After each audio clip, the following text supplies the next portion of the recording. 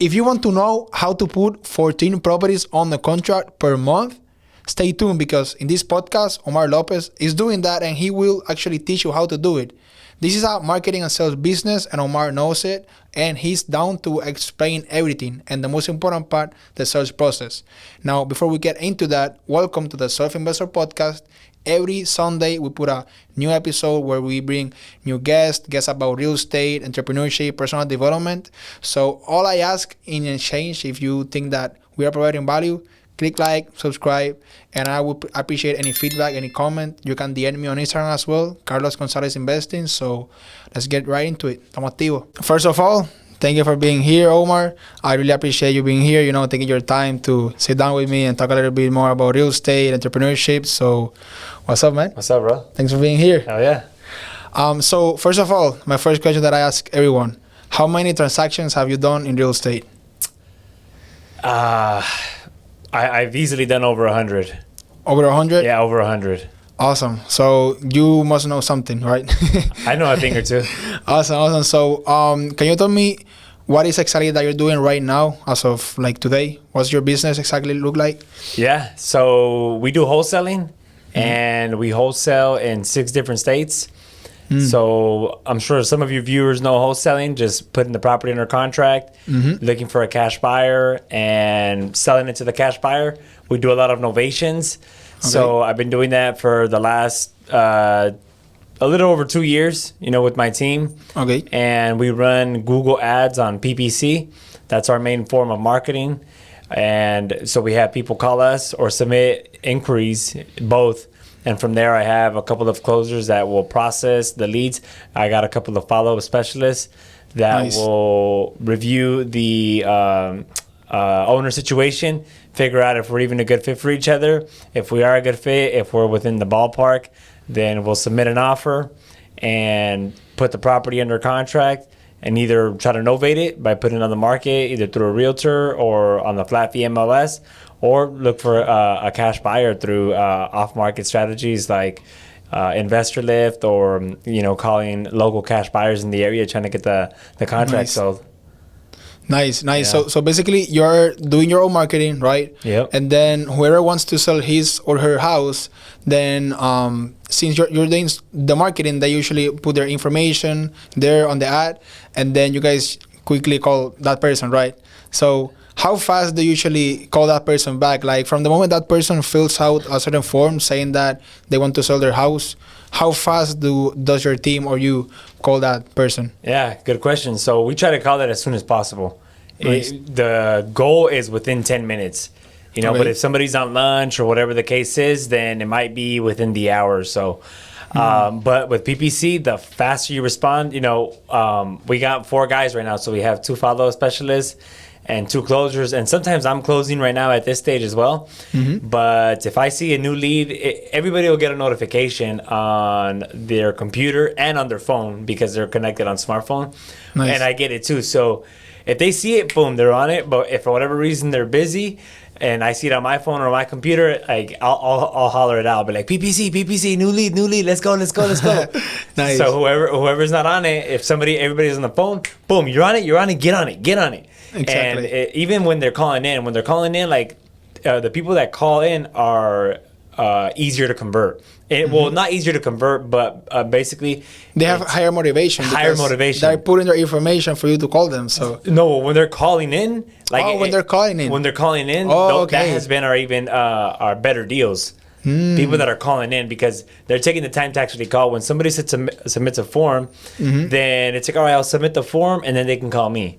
Exactly. Right? But then when they call in, they're ready to go.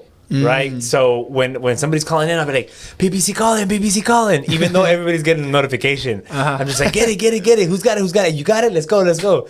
So the point with PPC is 10 minutes or less. Try to get on it ASAP. Nice. And on average, how many of those transactions are you guys putting on the contract per month? So on average, we'll put under contract maybe 14 properties on average per month. Nice. Yeah. Nice. That's almost like one each 2 days, right? Something like that. That is that is like... Or maybe even more, I think. Maybe even more. Yeah. Yeah. So for 14 contracts per month, that's like roughly like 3 contracts per week. Exactly. Right? 3 times 4 is 12. A little over 3 contracts per week.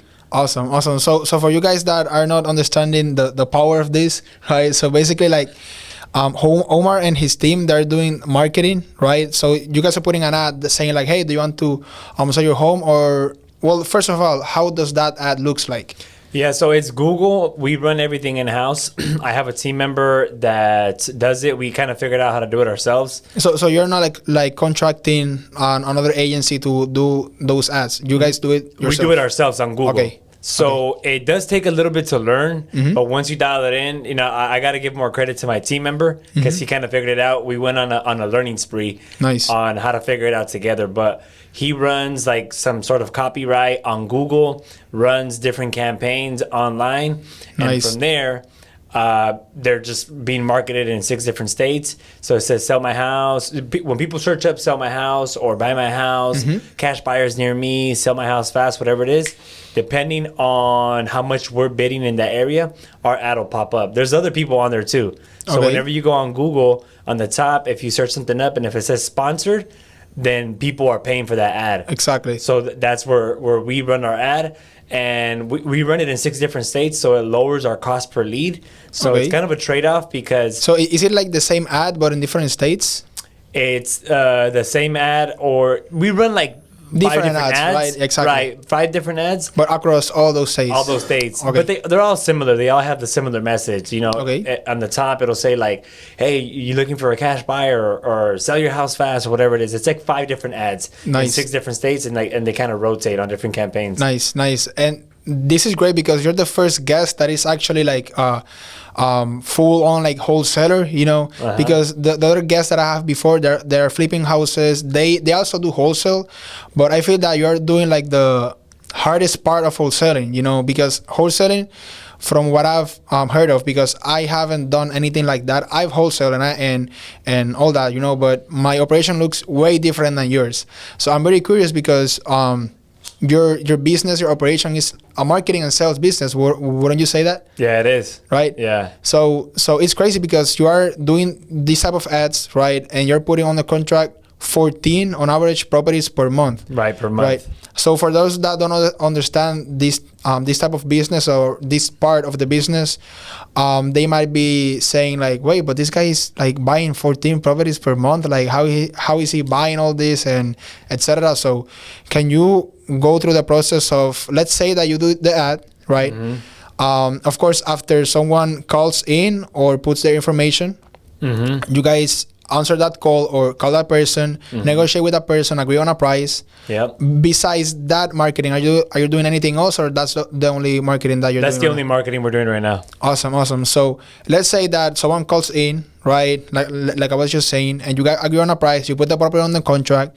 So what do you do after that? Because you have, let's say, 14 properties in a month. So what are you doing with all those houses, right? Yeah. So I have a disposition manager, and as soon as we get it under contract, we transfer it to him. We say, hey, Stefan, you know, this is Carlos. He has his property that he wants to sell. He's selling it because of this reason. These are the repairs, and this is the price that we agreed upon. So from there, now we consider him the transaction coordinator.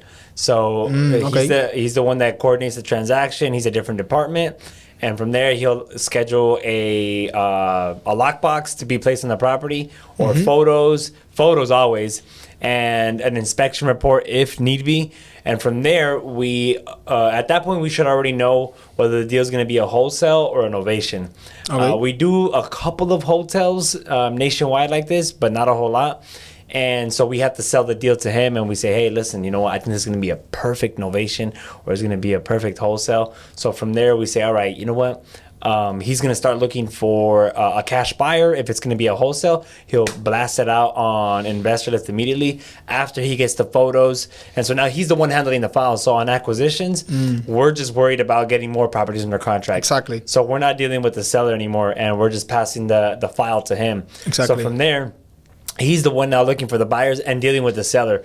We also have a closing coordinator that is dealing with the title company. So we won't submit the deposit with the title company until we know it's like a really good deal and we know that the photos came back clean and everything. So the transaction coordinator and the closing coordinator are in touch with the seller, kind of holding their hand. And they say, hey, listen, if you have any questions, I'm going to be the one guiding you through the rest of the process. Nice. And if you allow us access, on certain days, we're going to need it, to take photos of the property or to allow our team to go in there for any repair estimates. And then the whole time, we're marketing the property either to cash buyers because we're going to do a wholesale, or we're also looking for realtors. We typically like using realtors now if we're going to do an ovation. We try not. Why? Because it's kind of like, since we're doing it nationwide, it's kind of like boots on the ground. It's like a partner. It's almost, and it allows my disposition manager to do more deals because they're going to try to get the deals sold. We do have to pay them a commission, but it's okay. Because they sell the deals. Yeah, they sell the deal.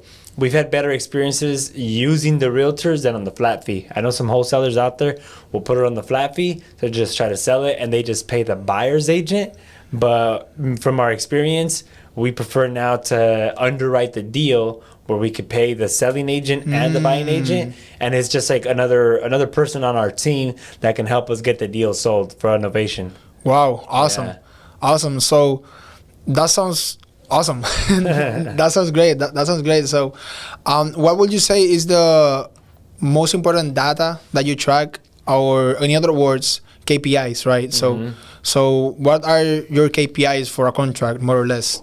So right now we're locking up every 24 leads that come from PPC that directly. come from PPC. Okay, yeah, nice. To some that might be a little bit on the higher side, and we should probably be roughly around 18. In the past, we used to be around 15, but we noticed that when we were putting under contract every 15 leads, we had a higher fallout rate. So we were locking up bad contracts. Okay. When we get up to every 30 leads or every 35, we know we're doing something bad and we should be locking up more. So I think the sweet spot for us is like 18 to like 24. Awesome. Yeah, so 20. If we're locking up every 20 leads for nationwide on PPC, that's typically good because from there we're cherry picking, because you can lock up a contract on PPC. It's very easy. Because these people would just want to sell. It's very easy to like lock it up, but is it really a good deal? Exactly. Right? So it's like, what's the whole point of just locking up the contract and trying to, sell it, and then you have to renegotiate with the seller or tell them, hey, you know what, we can't do this deal. So with us, 18 to 24 is the sweet spot where we know it's a decent deal. Awesome. Yeah.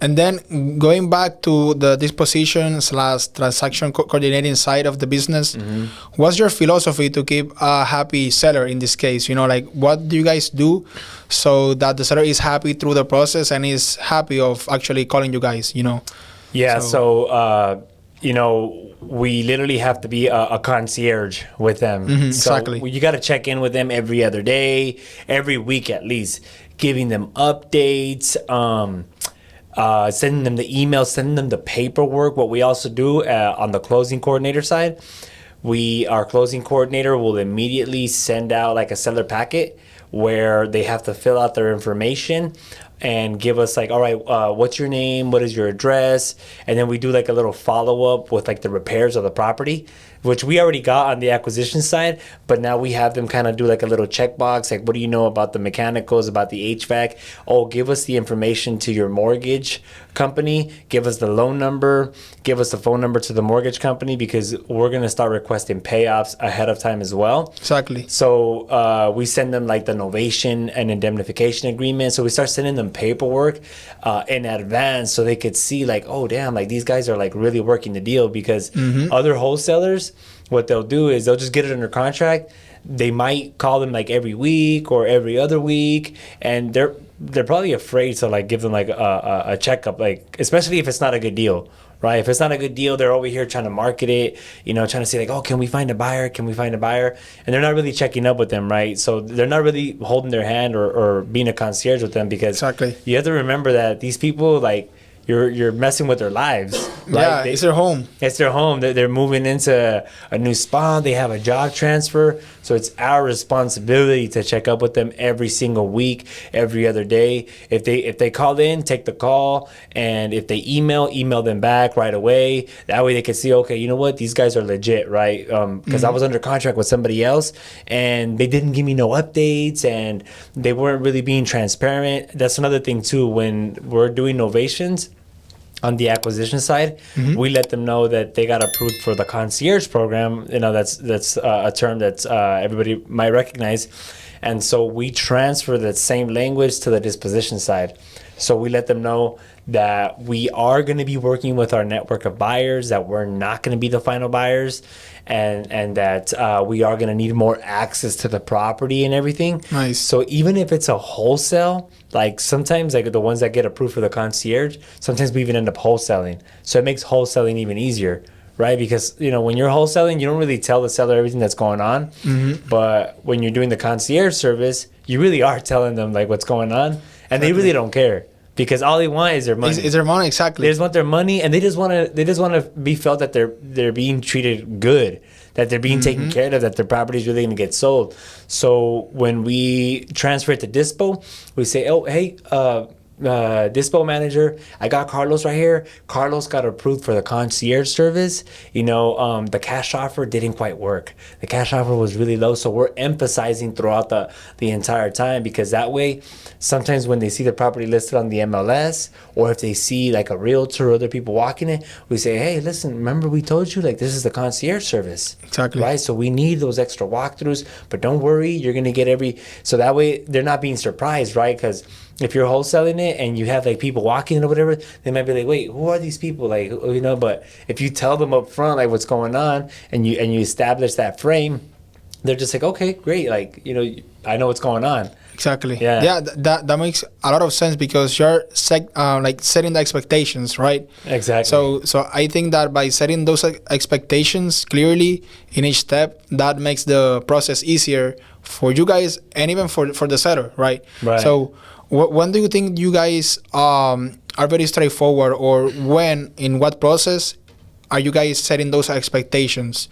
Like, are you setting those expectations at the beginning of the first call, or like when do you guys, if you do, I don't know how often do you guys set expectations, but I feel that's a very important thing, maybe. But you tell me, you know more than me, so. Yeah, no, so when it's a novation, when it's a concierge, we don't set too much expectation with the concierge service on the acquisition side, because we're more worried about just like getting the person under contract, just knowing that it's a good deal, and then we start to give more information as we go and we transfer it over to the disposition side. Nice. I mean, when it's a wholesale on disposition, we set the expectation. It's a little bit different. We don't tell them that it's a concierge, but if we know that we're gonna need walkthroughs or stuff like that, then like it's better to just kind of do it earlier on. You know, there's times where we get the property under contract, and it's kind of funny because we call it Miami style, where it's probably going to be like a novation, or we're going to need to market it to our network, but for whatever reason, we don't set the expectation on the acquisition side, because some of these homeowners, if you tell them that you're going to market it to your network or whatever it is, they might not want to do the deal with you. So, you know, that's how we had it in Miami. In Miami, there was this one seller, and we were tight on the numbers, and she just wanted that reassurance that we were going to get the deal done. So we told her we're going to be the end buyers. We're going to be the end buyers, but really we were going to market it to our network. So we didn't tell her what we were doing, and ultimately we ended up putting it on the MLS, having realtors, buyers, and all that. But at that time, so we didn't really tell her what was going on, but we just kind of set the expectation like, hey, we might have some walkthroughs, we might have some of our team members walking in the property, but that's why it's key to just kind of give them a good service all the way, because we gave them a good service all the way, kept them updated, and when they seen it on the market, they seen it on the MLS, they seen that we were working with our network, they didn't care. Exactly. Like, they didn't care. They're just like, oh, okay, that's part of your process. That's fine. Do what you got to do. Like, just get me paid. Yeah, exactly. I guess their main concern when dealing with this type of topic is that, like, how how likely are these guys actually gonna close? Yeah. Because she doesn't or he doesn't want to deal with someone that is just like talking and doesn't do anything. So if you guys give that person that reassurance, I'm sure that that person is gonna be like, okay, yeah, whatever, that's your process. Absolutely. So yeah, that makes a lot of sense. Absolutely. And then so about the business itself, what do you think is the most important part that no one talks about? Let's see. So, one thing that you and I were talking about right before we got in here was leadership. Mm-hmm. You know, so that's a very important topic. That if you're not a good leader, then you might not lead your team to success. So, you know, I've been learning a lot as I've been growing in my business, and so it's marketing, sales for sure, right? But if you're trying to grow a team, then you have to managing the team. So then you have to be a good leader to manage the team. Exactly. Right? So in a sense, it's kind of sales, marketing, and management. But you know, with being a good manager, you also have to be a good leader. Exactly, of course. Yeah. And talking about leadership, so what would you say is just like your leadership style, maybe? Like what type of leader are you? Well, I've been learning a lot about myself when it comes to leadership. You know, even Nice. before I had my company, I used to think that I was a good leader, but I started realizing that there was a lot of stuff that I did not know, that I've been learning a lot. So, Like what? well, I guess like you have to, if you want your team to, if you want to have a team that is growth oriented, then you have to be growth oriented yourself. You know, if you want your team to show up on time to the meetings, then you have to show up on time to the meetings, right? So if you're not setting the right example, then your team is not going to set the right example, right? So that's kind of like the law of, I forget what it's called, but it might be the law of the lid on 21 Irrefutable Laws of Leadership, Nice. right? Where if you have like a certain lid where you're capped out, and if that's your leadership level right there, then Everyone is gonna bounce. off everybody's that. gonna bounce off that lid right there. Awesome. Yeah. And then in that case, so basically what you're saying is that you lead off example. Exactly. Right? And then how do you screen the people that want to be on your team, or that you're just interviewing people? So how do you identify an individual that you want to hire and you want that person to be on your team? Yeah, so in the beginning, we made a lot of mistakes where we were hiring people impulsively just to fill in a seat. And now the way that we do it is we make sure that they fit our core values at our company. So we have a series of interviews. You know, we'll have like a phone interview, a Zoom interview, and an in-person interview. And we'll make sure that they're a good culture fit and that they fit our core values. And, you know, we'll test them to see like, hey, listen, like these are our core values. Do you think that you align with these core values, you know? Because if you don't align with them, then you're probably not going to be a good fit for our company, right? So in the past, we used to just maybe get a good feel from you, right? Oh, you know what? Yeah, I feel like you look good. You sound pretty good. I got a good feeling about you. You know what? Let's join the team. So now we try to be a little bit more selective. Have them do an interview with one of our team members. Now what we also do is we'll go to like a team lunch, and we'll have the Nice. other team members go over there and kind of interview them, so that the other team members can get a good feeling from who's about to join next. Exactly. Yeah, that makes a lot of sense. I think that's something that everyone should apply, right? When they are looking to hire someone. Absolutely. So back to like the bigger aspect and the big picture of wholesaling in general. Where do you think that most people fail when they're trying to do a business, a wholesaling business? I think, one of the things that they might fail is probably like on the sales process side is where I feel like I've seen some wholesalers not really have a good sales process. I made that mistake too in the very beginning, not having a dialed in sales process. Another thing too is that they probably just give up, right? so they give up in general. But one thing that wholesalers really need to dial in is having a solid sales process. So I know that there's scripts in the industry where you could follow like a one-page script, but we've been able to grab our script and really dial it in into like a 15-page like actual process from the very beginning, from when the call comes in, when somebody comes in, like you don't have to think about what you're going to say next because we have it all documented, right? So we have it documented from the introduction to the questions that are in the introduction to some of the situational questions that you want to ask about the situation, uncovering the pain and the motivation. And then from there, you want to uncover the impact that the pain is having in the person's life. Like the cost of having that problem. The cost of having that problem, yeah. Nice. And then from there, you want to start addressing the solution. What's the solution? What do you think is a solution? And then from there, you want to figure out, all right, what are some of the roadblocks that might get in the way of us doing this deal? Are there any other buyers that you're talking to? Are there other realtors? Are you thinking about renting it? And then from there, we start uncovering the discomfort and the risk. Like, how certain are you that you really want to sell? You know, have you really thought about this? What are some of your biggest questions? What are some of your biggest concerns? Just very open-ended questions. And you want these people to go through like a funnel where they're qualifying themselves and they're saying, yes, I have pain. This pain is impacting my life. The solution is a cash offer.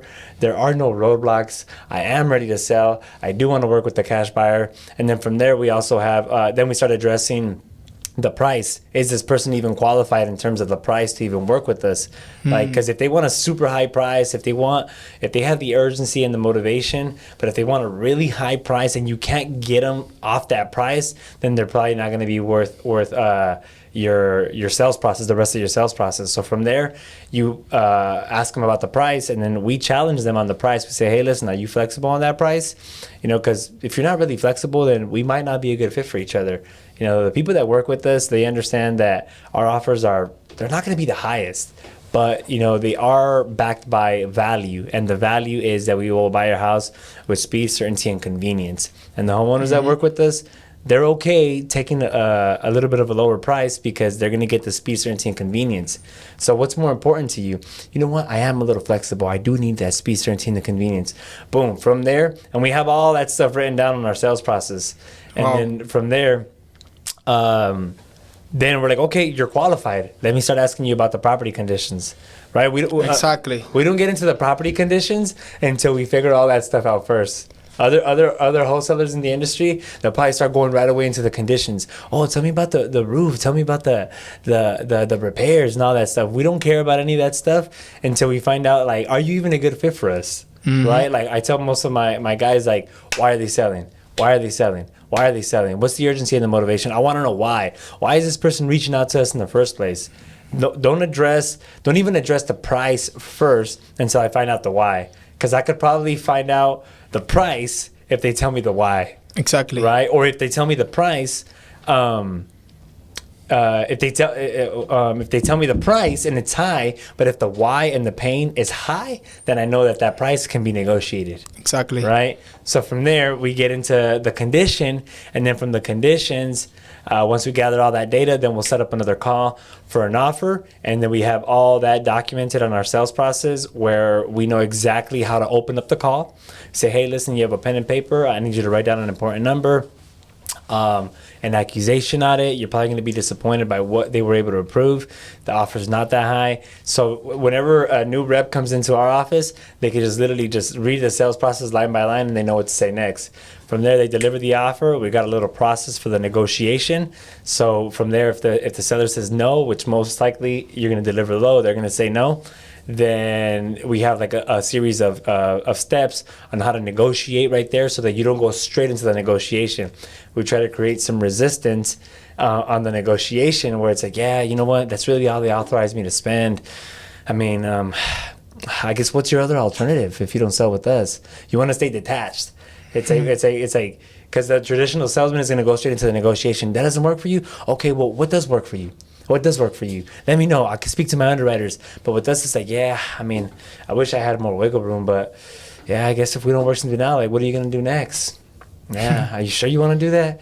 Yeah, I mean, how much were you looking to walk away with? Are you sure that you really can't make these numbers work? Like, I mean, what if you put those bills on a payment plan or whatever it is, right? Stay detached where you're not really negotiating from there. Then we negotiate whatever is like the rock bottom. And then if it makes sense, then we'll go into an ovation pitch. You know what? I might be able to get you approved for our concierge program. And then from there, if it makes sense, then we'll put things in writing in a DocuSign and everything. So having a solid sales process, if a wholesaler is not starting off with that in the industry, see, because here's the thing where once you start training other acquisition reps, the thing is that if you don't have a solid sales process, and if you say, you know what, hey, join my team. Just follow what I do. You're really good at doing that, but it's all in your head. So you need to document everything that you're doing because that way you're not shooting from the hip.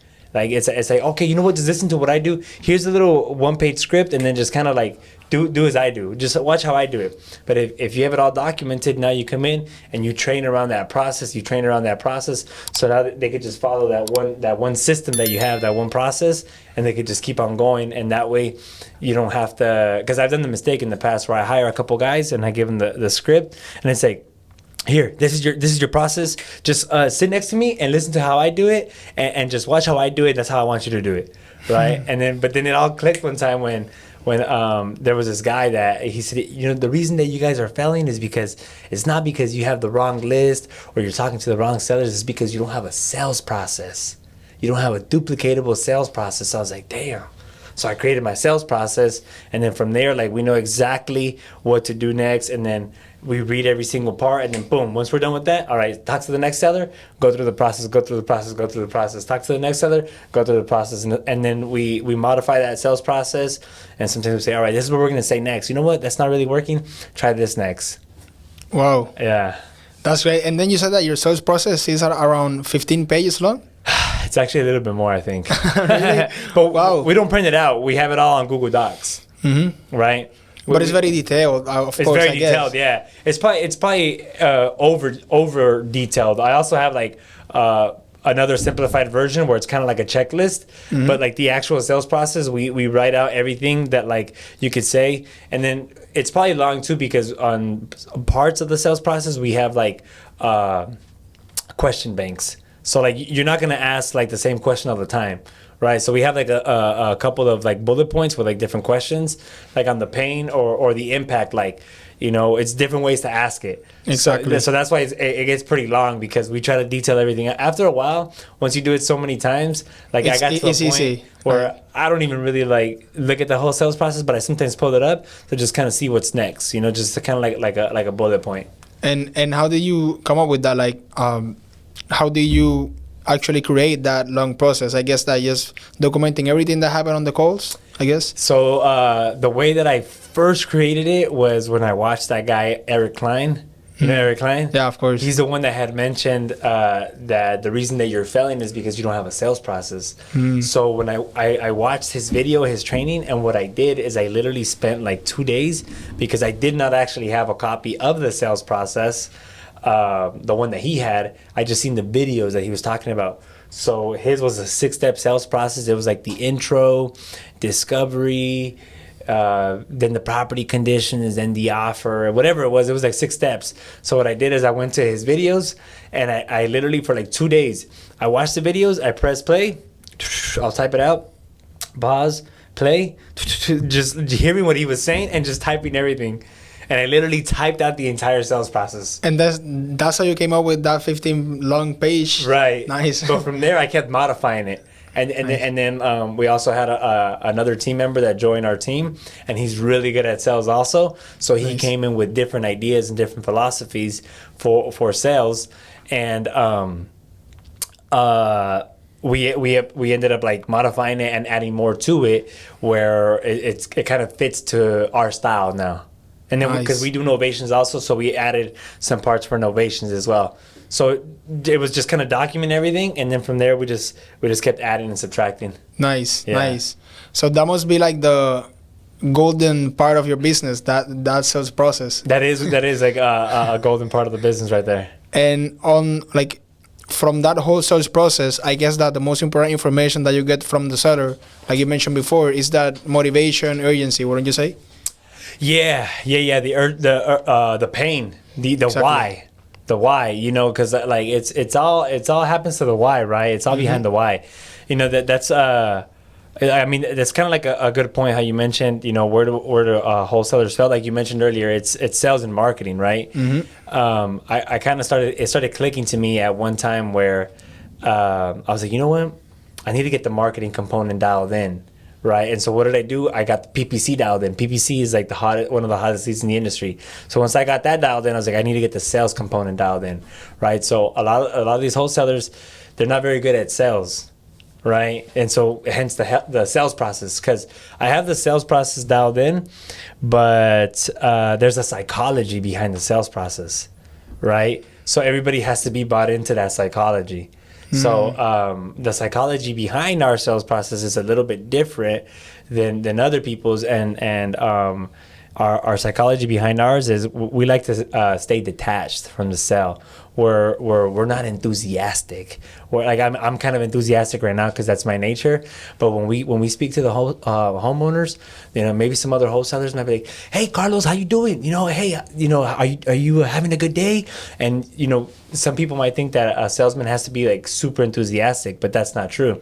And so we like to just say, "Hey, you know what?" We stay detached from the whole sales process. Like, "Hey, so how are you hoping that we can help out with your property right there?" Hey, listen, if we are a good fit, this call is just to find out if we're even a good fit for each other or not.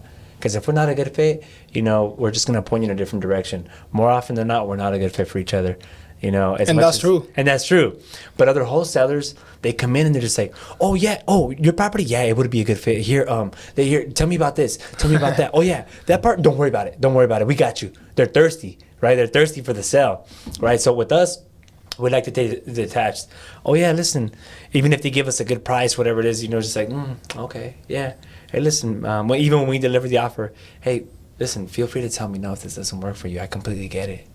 I understand. You want to stay calm and collected, right?" So with us, we have a different psychology behind our sales process. And you sound different than everyone else that is calling them probably.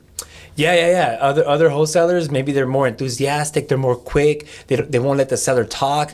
They think that they know all the information, and so they think that by explaining to them the features and benefits of what they do, that's how they're going to get the sale. We like to do a lot of reversing, right? So like if you ask me like, "Oh, hey, do you pay closing costs?" And the traditional salesman might say, "Yeah, we pay closing costs. We buy as is. We'll close in 14 to 21 days. Don't worry about it." What if the seller says, "Ooh, 14 to 21 days? No, that's too fast. I'm sorry. Let me call the next one. Thank you." Right? What if they want a 90-day close? Exactly. Right? So what you want to do is you want to reverse. If they say you pay closing costs, yeah, everything's negotiable. I guess, is there a reason you're asking? You want to get into the reason of why they're asking, right? Why are you asking? Instead of answering, it's like, why are you asking that question, right? Help me understand when you say XYZ. Like, what did you mean by that? Okay, is that kind of important to you? Right? So because as a traditional salesman, you were so used to talking, you might talk yourself out of the deal. Exactly, right? yeah. You might say something that they don't like. Right. I once heard something about, who Jeremy Miner is? Yeah. Yeah, so he mentioned something that he walked to a knife store, right? Something like that.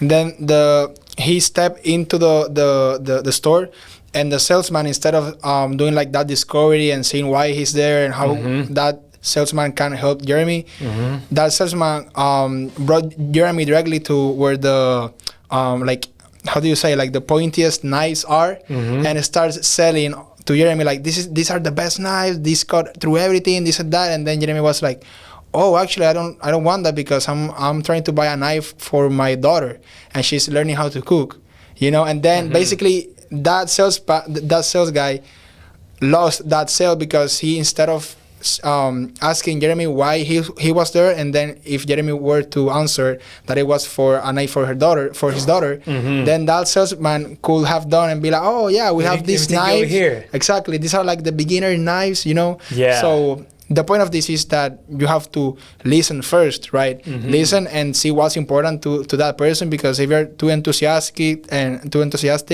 and talking more than you hear, then that's how you lose a sale, right? Absolutely. That's awesome. Absolutely. That's great. So I agree with you. I think that one of the most important part of that sales process is understanding that urgency and motivation, because based on that, I mean, that's how you pre-qualify someone, right? Like, Right. the only way that you will work with someone and you actually will give your energy and time to that person if you understand that that person is in a tough situation. Because if that person isn't, it's probably that he or she goes to the market, right? She's right to sell the house to the market. But in your case, you're pre-qualifying and you're qualifying those that actually have that urgency or motivation, right? Exactly. Nice. Yeah. Nice. Yeah, that makes a lot of sense. So, as of right now in the industry, so you mentioned that you're closing around 14 properties per month, right? Right. So we put under contract 14 properties. So Okay. We do have a fallout rate. Right now, our fallout rate is like 50 to 55%. So pretty much like half of the deals don't end up working out. Okay. And I think if you're doing deals locally, 70 to 80% is more common. If you're doing things nationwide, 40 to 60% is more common. I think in Q4, I was looking at the numbers this morning. In Q4, we had a 56% closing ratio. So that wasn't too bad. Q1, we had a 50% closing ratio. So, you know, there might be title issues, seller issues, buyer issues, property issues, underwriting issues, whatever it is. So out of the 14 that we put under contract every month, on average, we only close about 7 or 8. Okay. You know? And how big is your team right now? How many team members? It's about 10 of us right now. 10 in the office? No, it's like 7 in-house and 3 virtual. Okay, Yeah. nice. And back to leadership, right? So you already have 10 people. So how do you keep everyone motivated? And like, how do you get everyone follow through your vision when you have 10 people? Yeah, so, you know, it's a lot of stuff that I've been learning and continuing to improve. One of the things that I've been kind of realizing lately and that I've been learning is that you want to try to have your team's vision align with your vision. So, you know, you want to start seeing what are some of the visions and some of the goals of your team members? Like, what are some of their personal or financial or professional goals, and how can those goals align with your team, right? And you got to make sure that you pay these people well, and that their goals and their visions align with yours, because we all have our goals and our visions, but they have their own goals and their own visions too. Exactly. Right. So you have to figure out, you know, what are some of their goals and what are some of their visions, and how can you help them accomplish their goals and their visions. Right. So you always got to hold them accountable and be a good leader, always improving yourself, so that, like we mentioned earlier, they see that you're growing, they see that you're leveling up, and they can admire you and respect you, so that they can do the same thing. You know? Exactly. Yeah. And then what would you say is the most challenging part of being a leader, especially in wholesaling, like in your industry? What would you say is the most challenging part? I would say what is the most important part? I think right now, to me, is just making sure that you're able to lead like the right people, like the good people, because you know, good talent is a little bit harder to find, right? It's easier to attract like C to B players, so it's a little harder to retain and hire good people. So you got to make sure that you either pay them well or you take care of them well. So to me, it's been the people component that's been the most challenging part to me. And I've noticed it with other wholesalers too. It's typically the people, right? It's typically the people. So like the marketing and the sales, you can probably dial that in, but you just When you scale, you got to have good people. Exactly. Because even if you have like a small team, but or if the task at hand is pretty hard, but if you have really good people in place, they'll figure out how to do it. Exactly. Right. So it's a challenge that I'm always improving on trying to make sure that my next hires are good hires, better hires, hiring up. Right. Because I've made the mistake of just hiring like people that might be C players, D players, and trying to keep them happy. So, like, it's just not going to work. And then how do you attract A players? Well, it's always a work in progress, right? But I think it always starts from being a good leader. Being a good leader and just making sure that they're bought into your vision, they're bought into what you're doing. A good person, good talent is going to be pre-qualifying you from the ad that you put out on Indeed. Nice. They have options when they're applying in different places. They're starting to interview you. So you have to make sure that you have everything dialed in, from your ad to your interviewing process, from your phone interview to your when you take them to your office. You got to make sure that their space is like properly set up. That your whole office is clean, professional, because good people don't want to work for shitty business owners. Of course. Right? So you just got to make sure that everything that you're doing is just well dialed in, so that when you're interviewing and qualifying and you're just continuing to get better, they could see, damn, you know what? Carlos, like, he's got it going on. Look at his office. Look at his space. The way that he moves himself, he's a professional. He's courteous. I want to work with that guy. Nice. Yeah. Awesome. And once you have the team, how do you establish that trust and that transparency through the team? How will you maintain that? What do you mean, like the trust and transparency? So yeah, because I mean, you're delegating tasks, right? You're investing a lot of money into your business, into ads, into hiring all these people. So how do you build that trust with them and that transparency? So yeah, what would you say? Yeah, I mean, it's it's always it could always be challenging, but I think I've just come to learn that you don't have to pay attention to all the small little things, right? You just got to learn to let go of the vine, right? You just gotta if they're Trust that. trust that they're doing it well, right? Give them the trust, give them more responsibilities. Like one of my team members, his name is Stefan. I mean, with time, he's also a selfless leader. He doesn't really ask for more, and so I pour myself into him. I take him to like real estate meetings. We'll fly out to like a different state to other stuff like that, and I just give him more stuff. Say, hey, you know what, you can handle that, right? Certain tasks, like just delegate them and just trust that they're going to do them, where you're not having to monitor every single thing that they're doing. So ultimately, just having that open environment. Like I just had a talk with one of my team members yesterday, where she was like holding up like certain things about the way that she felt, and I said, hey, listen, like she's like, I can't really talk about it because then I get overwhelmed, and then like I don't want to make the other person look bad if I tell them this and that. And I said, listen, like, this is a business, right? We have to have that healthy tension. If you're feeling a certain way about what we're doing, I want you to let us know. Right. I don't want you to hold it back. So just ultimately being able to hold everybody accountable to have that healthy friction. Nice. Yeah, because I mean, it's gonna affect that person. It's gonna affect the whole business. It's gonna affect you. So what you want is to address that problem ASAP, right? Yeah. Nice. Yeah. Nice. And then before I ask a little bit more about like your personal development, because I know you're great at that too. I want to also ask you a little bit about the industry before we get into everything else. But how do you keep up with all the industry trends? Because in the wholesaling, in the wholesaling business, I feel that there's a lot of gurus and a lot of people talking about like different trends, different things that are happening. So how do you keep up with all those trends, and how do you make those decisions? If that makes sense. I don't know if my question makes kind of sense, but I think I understand where you're going with it. But it's like I feel that wholesaling is a business where a lot of people talk about that business. Like you get into YouTube and you can see every day or at least every week something new about wholesaling. Like, hey, try this new marketing, or this won't work anymore. Try this. So yeah. So how do you handle that? How do you handle that? How do you make decisions? How do you keep up with trends that are actually happening? So yeah. Honestly, dude, I feel like I don't really follow like too many trends like that. I mean, to a certain extent, you do have to change, right? But I'm more of a one thing type of guy. Nice. I don't really like to. I do my best to not focus on too many things at once. I try to make sure that I focus like on one thing. Like I don't do a lot of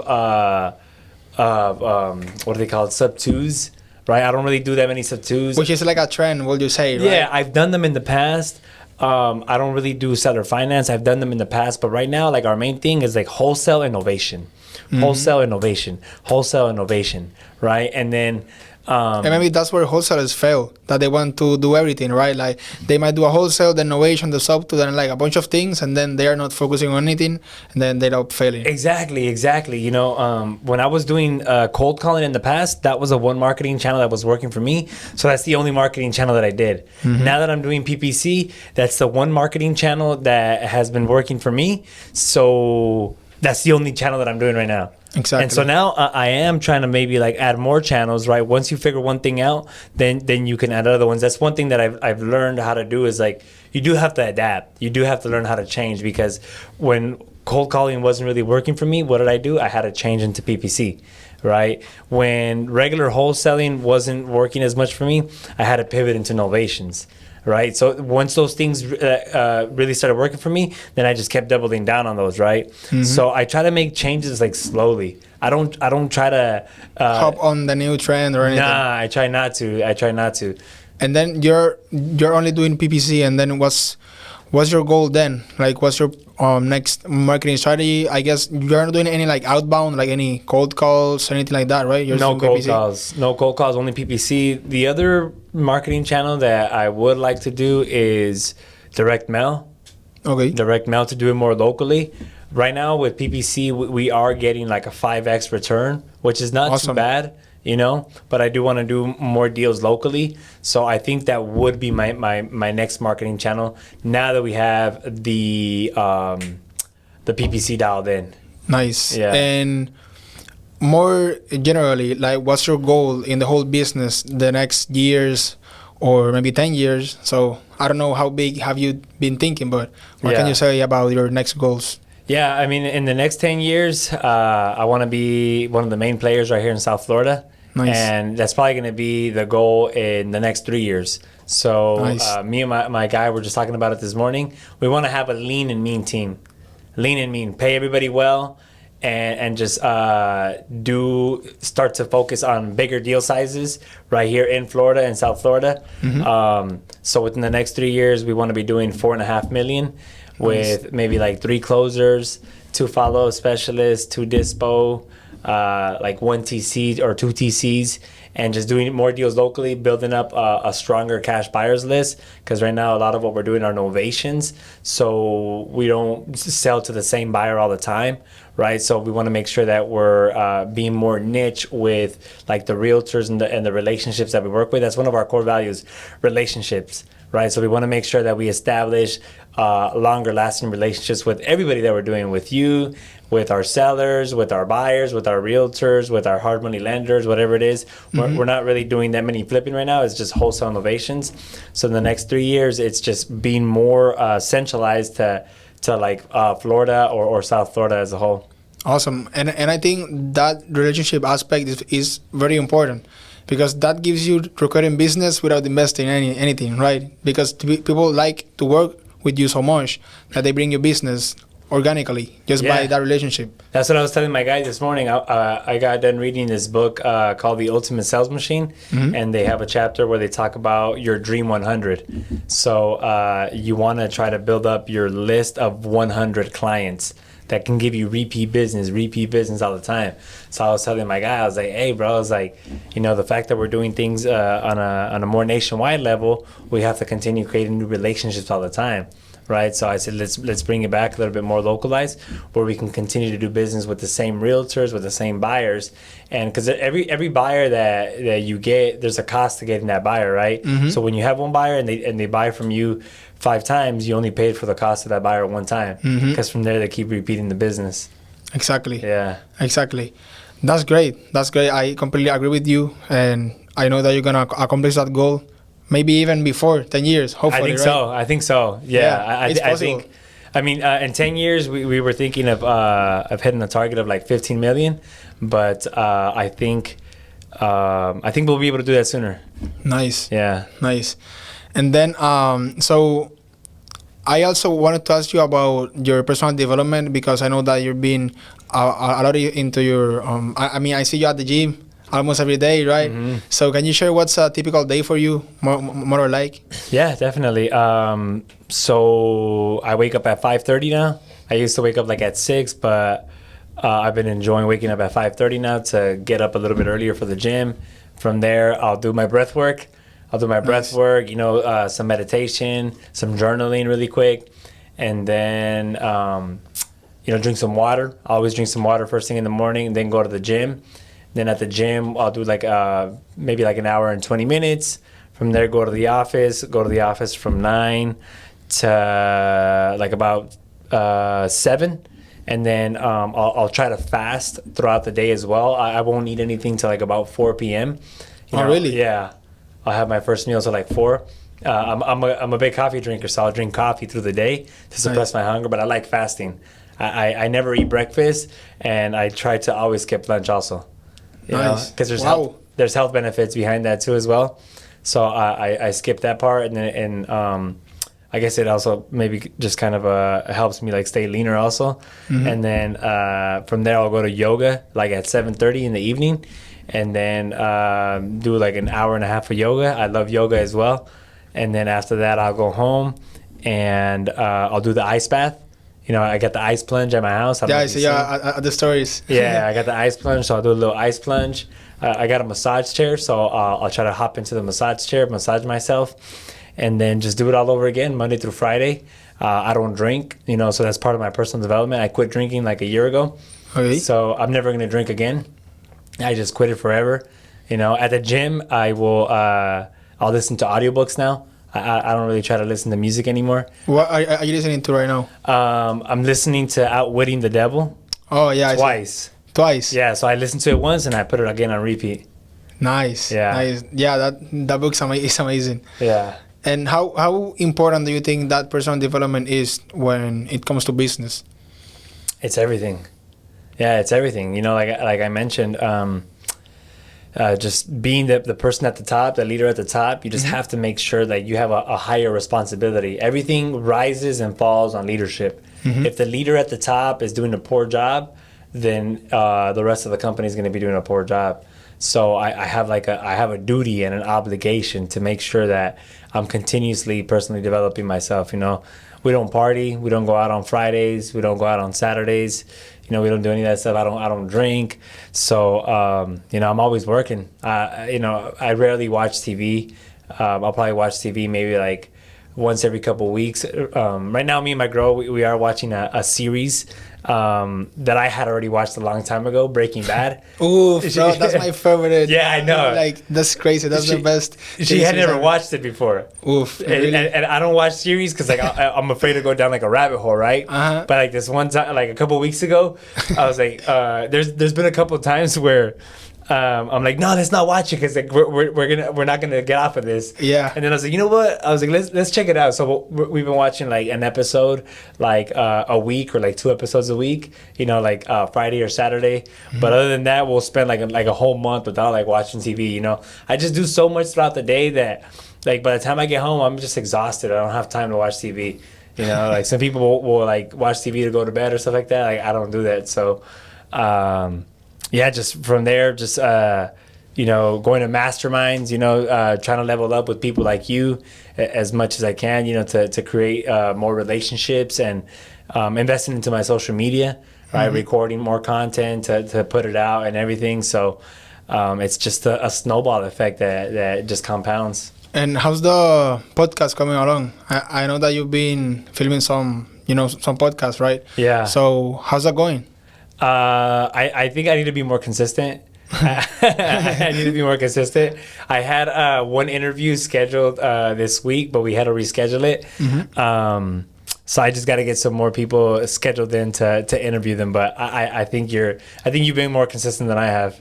Yeah, I was talking to Seba today about that, and what helped us a lot, like it was like filming 4 podcasts at least before actually posting the first one. Because once you post 4, like I feel that once you post your first one, you can't stop. You know, like you have to be consistent. I don't know the exact numbers, but there's a stat that says like 90% of podcasts don't reach episode 10.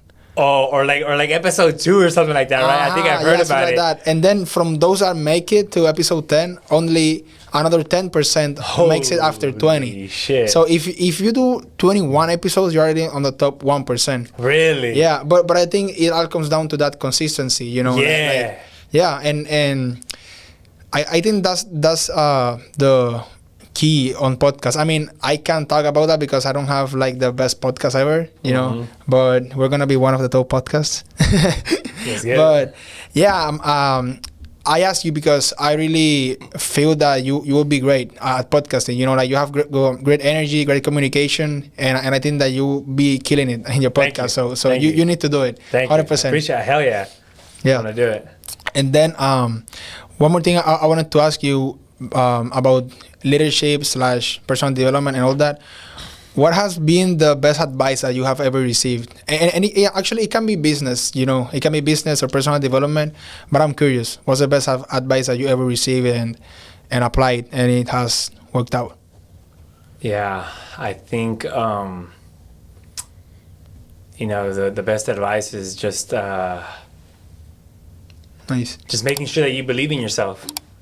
You know, making sure that you believe in yourself, because it's like they say, if you think you can or if you think you can't, either way you're right. Mm-hmm. Right. So just always making sure that you believe in yourself. Awesome. Yeah. Wow, that's a punchline. Yeah. Before I think that we've covered a lot of things. I really appreciate everything. You know, you talk about business, leadership, everything that I wanted to talk about that I told you before.